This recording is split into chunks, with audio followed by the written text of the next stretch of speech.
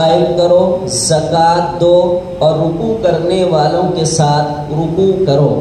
بہرحال ہمیں صرف زکوٰۃ کے لفظ کو دلیل کے طور پر بیان کرنا تھا، آیت کریمہ کی تفسیر اور تفصیل الگ ہے۔ سورہ اعراف میں اللہ پاک نے ایک آیت ارشاد فرمائی ہے، وَرَحْمَتِي وَسِعَتْ كُلَّ شَيْءٍ فَسَأَكْتُبُهَا لِلَّذِينَ يَتَّقُونَ وَيُؤْتُونَ الزَّكَاةَ وَالَّذِينَ هُمْ بِآيَاتِنَا يُؤْمِنُونَ۔ اللہ فرماتا ہے کہ کائنات میں تمام چیزوں پر میری رحمت وسیع ہے، میری رحمت چھائی ہوئی ہے تمام چیزوں پر۔ کل شیء، تمام چیزوں پر میری رحمت چھائی ہوئی ہے۔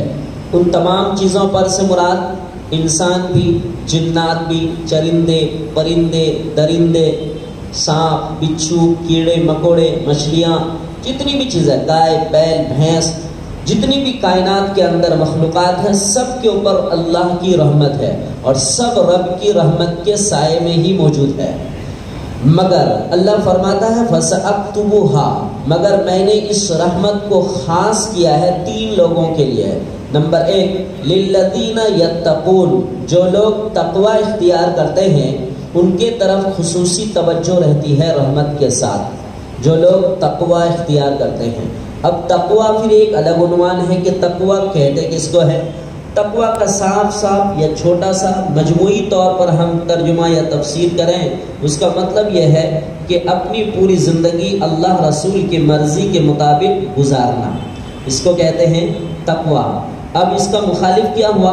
ہماری زندگی کا کوئی بھی شعبہ اللہ رسول کی مرضی کے بغیر نہ چلے، بلکہ اس کی مرضی کے حساب سے چلے، اس کی مرضی کے بغیر نہ چلے، اس کو تقوی کہتے ہیں۔ تو جو تقوی اختیار کرتا ہے، قدم قدم پر اپنی زندگی کے ہر عمل کو صحیح اور درست کرنے کی کوشش کرتا ہے، اللہ کی طرف سے ان عام رحمتوں میں سے خصوصی رحمت اس بندے کی طرف ہو جاتی ہے۔ نمبر 2 وَيُؤْتُونَ الزَّكَاةَ، جو لوگ زکوٰۃ ادا کرتے ہیں ان کے اوپر بھی اللہ کی طرف سے خصوصی رحمت ہوتی ہے۔ ویسے رحمت تو سب مخلوقات کے اوپر ہے، ساری چیزوں کے اوپر ہے، لیکن جو لوگ زکوٰۃ ادا کرتے ہیں ان کے اوپر اللہ کی خصوصی رحمت ہوتی ہے۔ نمبر 3 وَالَّذِينَ هُمْ بِآيَاتِنَا يُؤْمِنُونَ، اور وہ لوگ جو ہماری آیات پر ایمان رکھتے ہیں ان کے اوپر بھی خصوصی رحمت ہوتی ہے۔ اب آیات پر ایمان رکھنے کا مطلب کیا ہے؟ تمام آیات جو قرآن کریم میں 6000 سے کچھ زائد آیات ہیں، کس آیت میں اللہ تبارک و تعالیٰ نے کیا بیان دیا ہے؟ کہیں پر اللہ نے تاریخ بیان کیا ہے، کہیں پر اللہ نے نبی کی زندگی بیان کی ہے، کہیں اللہ نے اپنی توحید بیان کی ہے، کہیں اللہ نے مثالیں بیان کی ہے، کہیں اللہ نے قصے بیان فرمائے، کہیں اللہ نے تاریخ بیان کیا ہے۔ ان تمام چیزوں پر دل سے یقین جو کوئی رکھتا ہے اس کو پڑھتا ہے اور پڑھ کر پھر اس سے سبق حاصل کرتا ہے کہ میرے رب کی طرف سے بتائی ہوئی باتیں ہیں، اس کے طرف سے بھی، اس کے اوپر بھی اللہ کی خصوصی رحمت ہوتی ہے۔ تو زکوٰۃ دینے والوں کے اوپر اللہ کی کیا ہوتی ہے؟ خصوصی رحمت ہوتی ہے۔ قرآن کریم کی ایک آیت ہے سورہ توبہ کی آیت نمبر 34 اور آیت نمبر 35، اللہ فرماتا ہے وَلِلَّذِينَ يَكْنِزُونَ الذَّهَبَ وَالْفِضَّةَ وَلَا يُنْفِقُونَهَا فِي سَبِيلِ اللَّهِ فَبَشِّرْهُمْ بِعَذَابٍ أَلِيمٍ، وہ لوگ جو سونا اور چاندی کو جمع کر کے رکھتے ہیں، یہ اللہ تبارک و تعالیٰ نے ایک مال بیان کیا، اس کے علاوہ کیش ہے، مال تجارت ہے، جو کچھ بھی ہے آدمی کے پاس دولت کی شکل میں، اور اس کو خرچ نہیں کرتے ہیں اللہ کی راہ میں۔ اب اللہ کی راہ میں خرچ کرنے کی شکلیں الگ الگ ہیں۔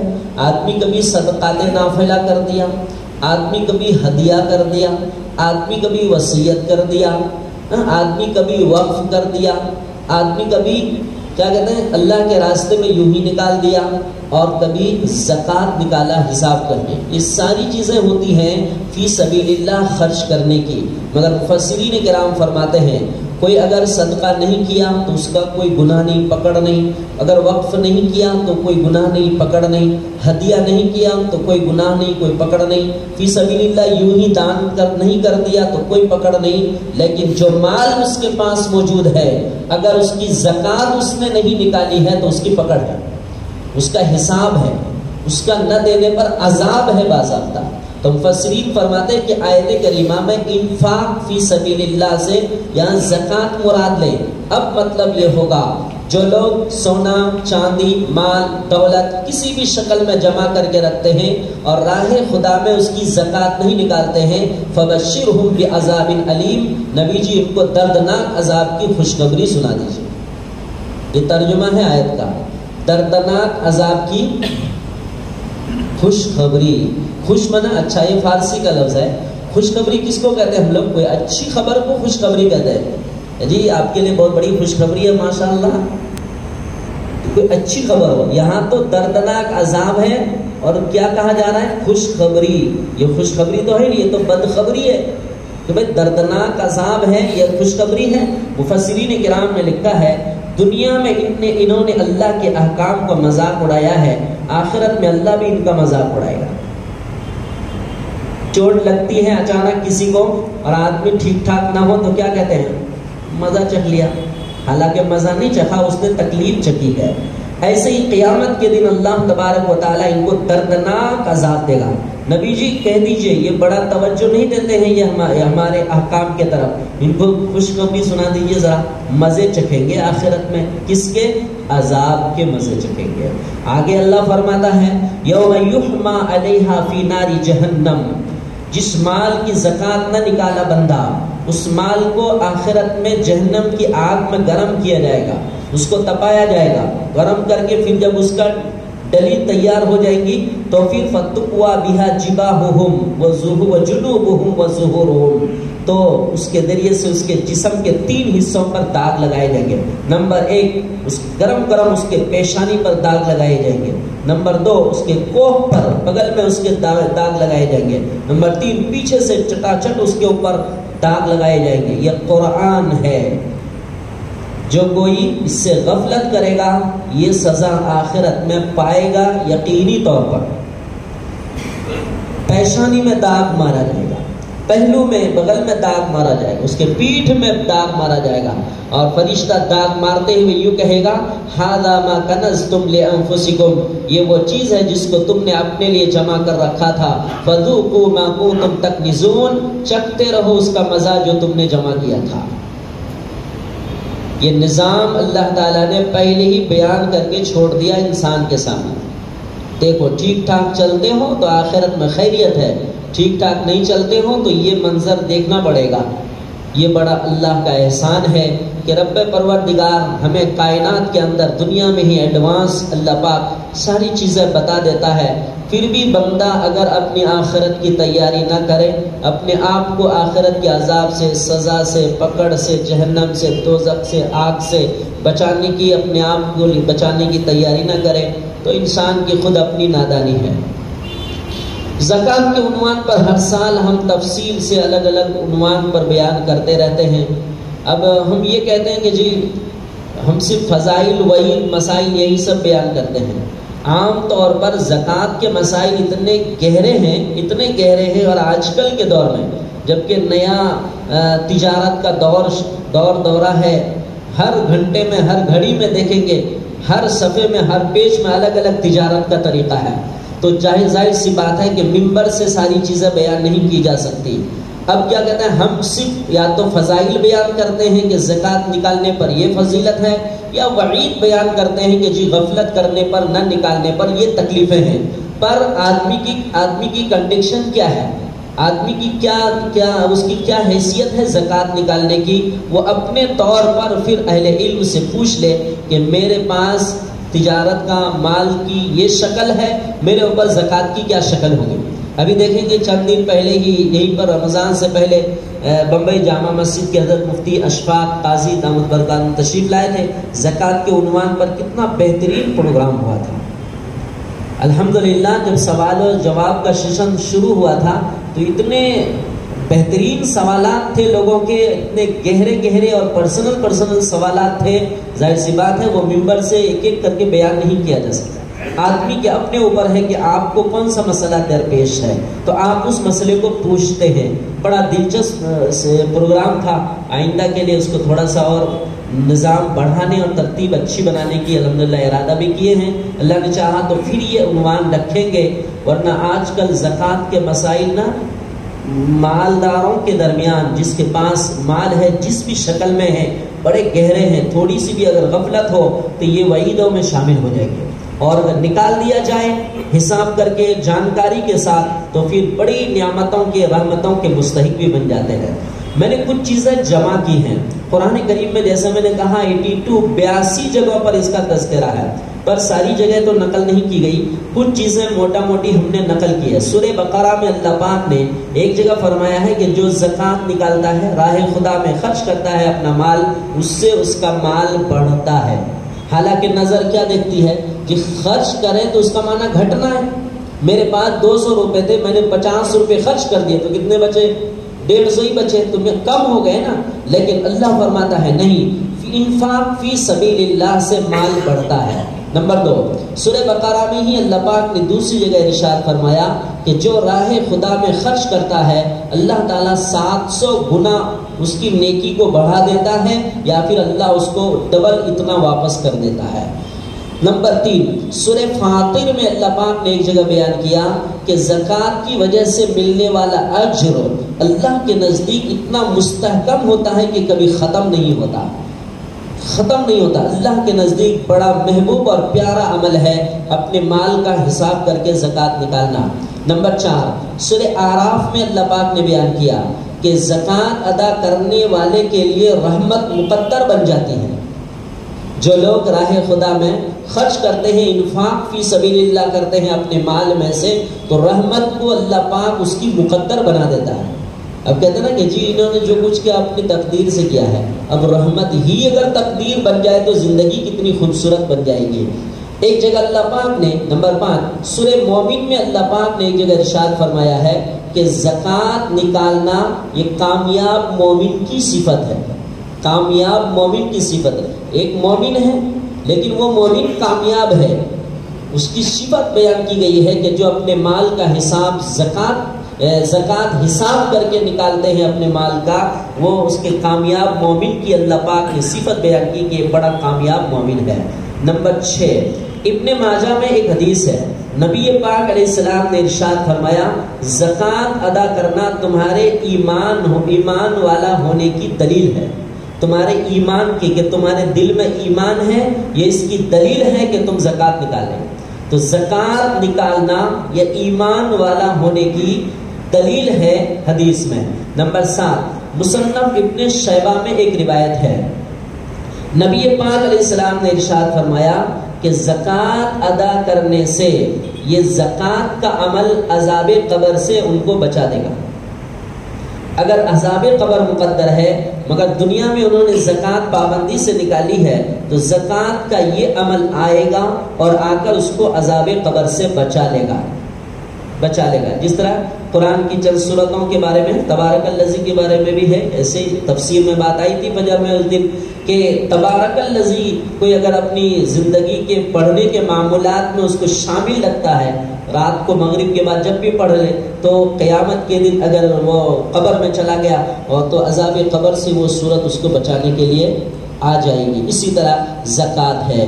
نمبر 8، ابو داؤد شریف کی روایت ہے، نبی پاک علیہ السلام نے جنت میں داخلے کے 5 عمل کا تذکرہ کیا کہ جو ان 5 اعمال کو پابندی سے کرے گا وہ جنت میں داخل ہوگا. ان 5 میں سے ایک عمل زکوٰۃ کا ہے، اس میں کہ جو زکوٰۃ بھی اپنے مال کا حساب کے ساتھ پابندی سے ادا کرے گا تو وہ جنت میں داخل ہوگا. نمبر 9، مسند احمد کی روایت ہے، نبی پاک علیہ السلام ارشاد فرماتے ہیں جو اپنے مال کا زکوٰۃ نکالتا ہے اس کا مال بالکل پاک ہو جاتا ہے، مال اس کا صاف ہو جاتا ہے، مال اس کا ایک دم وائٹ اور کلیئر ہو جاتا ہے، اچھا ہو جاتا ہے اس کا مال. پھر اس مال کے کھانے سے روحانیت بڑھتی ہے، عبادت میں مزہ آتا ہے، دعائیں قبول ہوتی ہیں، اولاد فرما بردار بنتی ہیں، حلال مال پاکیزہ اور صاف ستھرا مال ہو جاتا ہے. نمبر 10، مجمع الزوائد کی ایک روایت ہے، نبی پاک علیہ السلام نے فرمایا جو بندہ پابندی سے حساب کر کے زکوٰۃ نکالتا ہے اللہ اس کی زندگی سے گناہوں کو معاف کر دیتا ہے. دیکھیے سب روایات اور احادیث ہیں. یہ سب آیات اور احادیث ہیں. نبی پاک علیہ السلام فرماتے ہیں زکوٰۃ نکالتا ہے تو اللہ گناہ معاف کر دیتا ہے. نمبر 11 شعب الایمان کی ایک روایت ہے. نبی پاک علیہ السلام نے فرمایا جو شخص اپنے مال کی زکوٰۃ نکالتا ہے تو زکوٰۃ نکال دینے کے بعد بقیہ مال اللہ کی حفاظت میں آ جاتا ہے. کیا نظام ہے اللہ کا.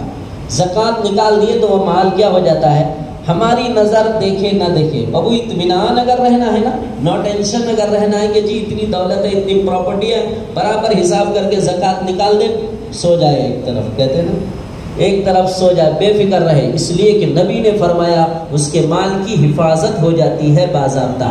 نمبر 11 سنن کبریٰ کی ایک روایت ہے.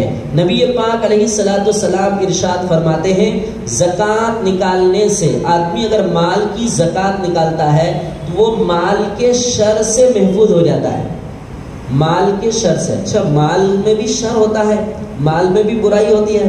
جب مال ہوتا ہے نا آدمی کے پاس, دل دماغ نظر سب کچھ بھٹکتے رہتا ہے, صلاحیت ساری چیزیں بھٹک جاتی ہے. جب دولت رہتا ہے سامنے, بڑی دولت ہے ان کے سامنے, لیکن زکوٰۃ نکال دیا نا تو وہ مال چونکہ پاکیزہ ہو جاتا ہے, پھر وہ مال اس کے زندگی کا رخ طے کرتا ہے.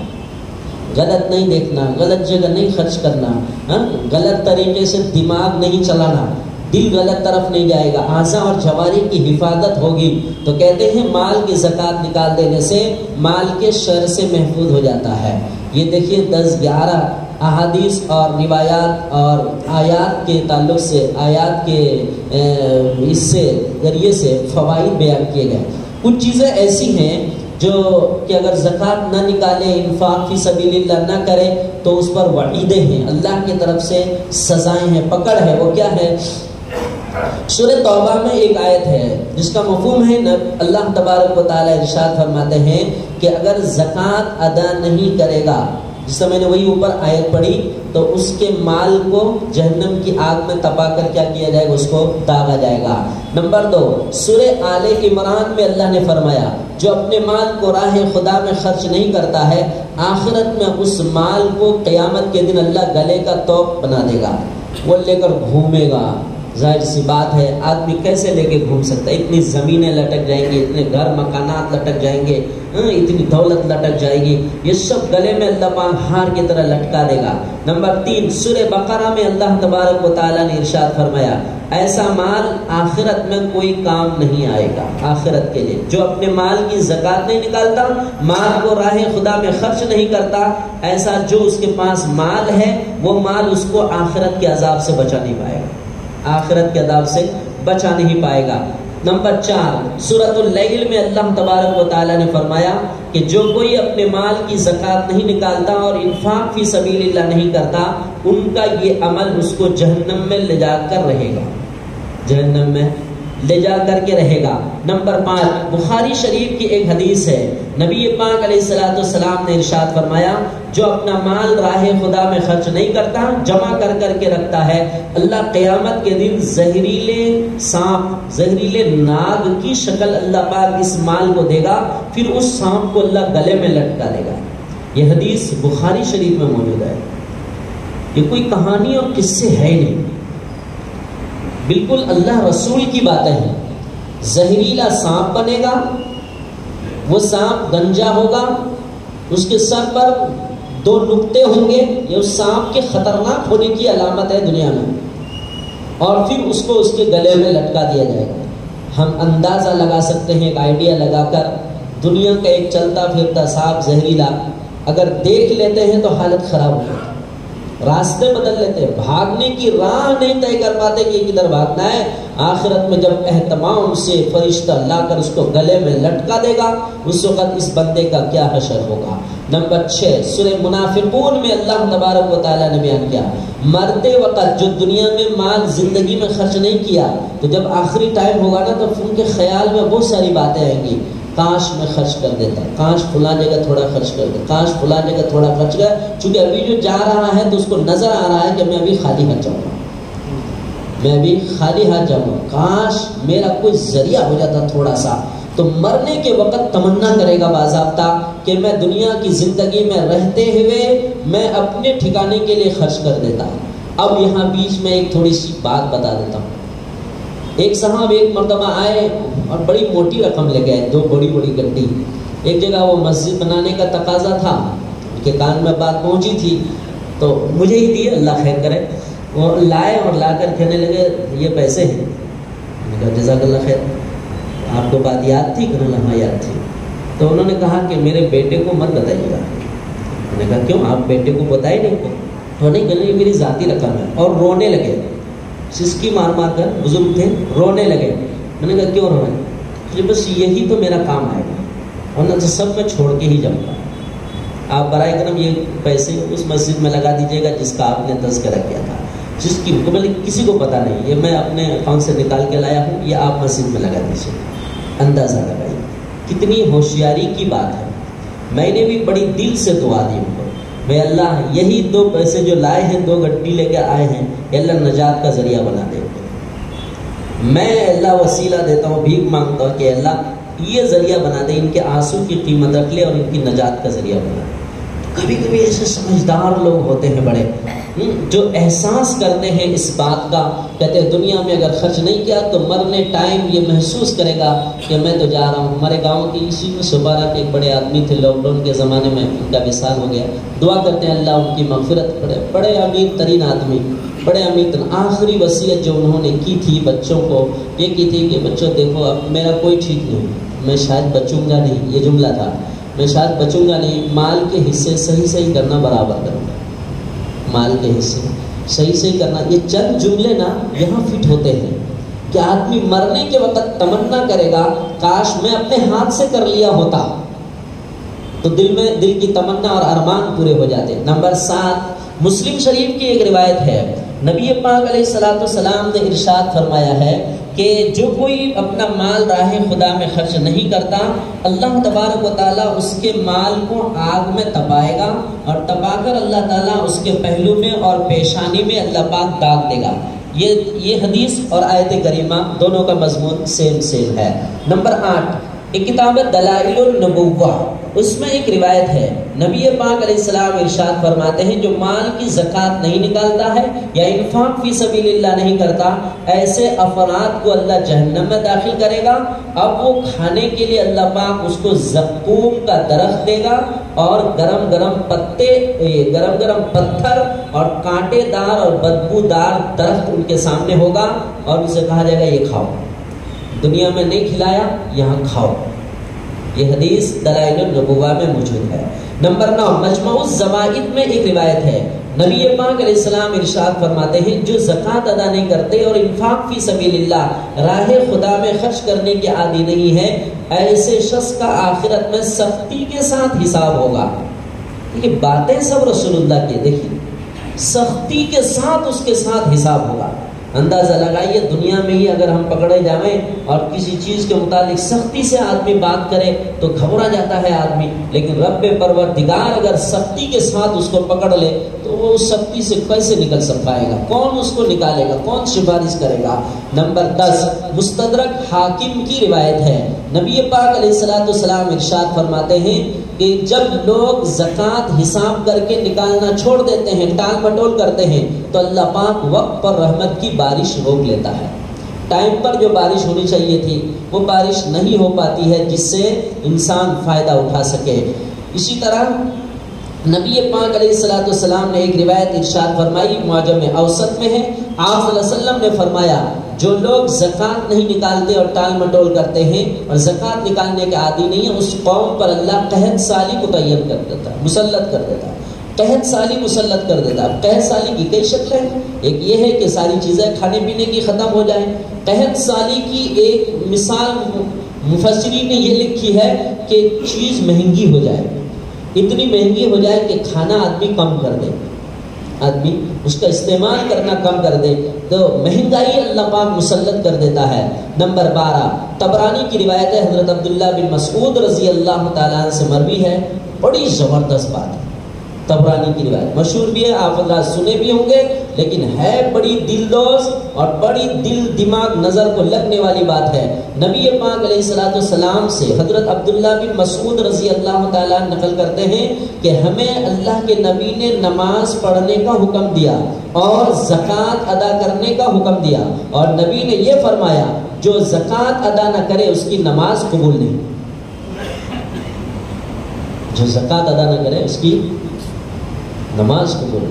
उसकी मिसाल ऐसे ही होगी जिस तरह हम कुछ जमा करने चले थे, थैले में रख रहे हैं और थैला नीचे से खाना है फटा हुआ है, थैले में कितनी चीज़ें रुकेंगी। अजी नमाज तो हम पढ़ रहे हैं, पता हुआ नमाज की नेकियां खाते में जमा ही नहीं हो रही है। क्यों? इसलिए कि ज़कात के लाइन का थैला टूटा हुआ है हमारा। अल्लाह, बड़ी समझने की बात है। अपने पास जो भी है, जितनी भी हमारे पास हैसियत है, हम अगर पूछें अहले इल्म से कि क्या मेरी इंच, तो अच्छा अल्हम्दुलिल्लाह अल्लाह का एहसान है, सब होशियार हैं, पढ़े लिखे लोग हैं, सब समझते हैं कि मेरे पास इतनी चीज़ें अगर हैं, 7.5 तोला सोना या 52.5 तोला चांदी, या उसकी कीमत हमारे पास अगर मौजूद है, या सोना कम है उसके साथ चांदी भी है, तो दोनों को मिला लिया जाएगा, फिर टोटल की ज़कात निकाली जाएगी। वरना आम तौर पर लोग क्या कहते हैं, नहीं मेरे पास तो सिर्फ 7 तोला ही सोना है, ज़कात मेरे ऊपर नहीं है। पता चला कि 20 तोला चांदी भी है उनके पास। अगर चांदी भी है तो फिर अब दोनों को मिला लिया जाएगा, मिलाकर फिर टोटल मारेंगे, जितने पैसे होते हैं 3 लाख 4 लाख, सबकी 2.5% ज़कात निकालेंगे। 1 लाख में 2500 रुपए उसको निकालना चाहिए। हमारे पास कैश पड़े हैं, साल भर से 40-50 हज़ार रुपए पड़े, पता चला कि जी 52.5 तोला चांदी हम इससे खरीद सकते हैं, तो उसकी ज़कात उनको निकालनी पड़ेगी। तो जिस एतबार से, जिस हैसियत से भी माल हमारे पास जमा है, बुजुर्गों उसका हिसाब करके ज़कात निकाल लेना चाहिए। वरना जो दिन रात 5 टाइम की नमाज पढ़ रहे हैं, एक भी नमाज खाते में जमा नहीं है। ये चीज़ें हैं। बहरहाल ये चंद चीज़ें मैंने नकल की थी। अब हर एक के मसाइल ज़कात के अलग अलग होते हैं। ज़कात कितनी जगह पर खर्च करें?